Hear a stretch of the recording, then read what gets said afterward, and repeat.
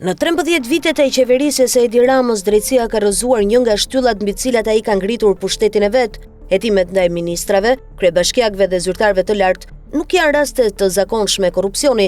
Ato kanë zbuluar se problemi nuk është tek individët, por tek mënyra se si funksionon vetë sistemi. Në çdo dosje të madhe, drejtësia ka goditur skemat dhe mekanizmat e abuzimit që Rama ka ndërtuar si pjesë e një modeli i qeverisës të qëllimshëm. Ai përpiqet të paraqesë çdo hetim si devijim personal të një zyrtari, me justifikimin se ka ngrënë moll pas shpinës së tij, por drejtësia ka nisur të ndëshkojë prodhimin e mollëve, jo konsumatorët e tyre. Rasti Tahiri e tregoi qartë këtë prirje. Ish ministri nuk u dënua për trafik narkotikësh apo përfitime direkte, por për kanabizimin e vendit në vitin 2016, një proces që u mbështet politikisht nga vetë Rama. Në atë kohë, për krah tij ishte Koço Kogdima, deputeti më me ndikim në jug dhe personi i afërt me strukturën qendrore të PS-s. Hetimi për tenderët në shëndetësi e çmontoi sistemin e PPP-ve, modelin e promovuar nga Rama si shpëtim ekonomik. Ato rezultuan kanale transferimi parash nga buxheti drejt rrjeteve private, me kompani fantazëm dhe administrator të rrem. E njëjta logjik është gjetur në aferat e inceneratorëve, energjisë dhe koncesioneve natyrore.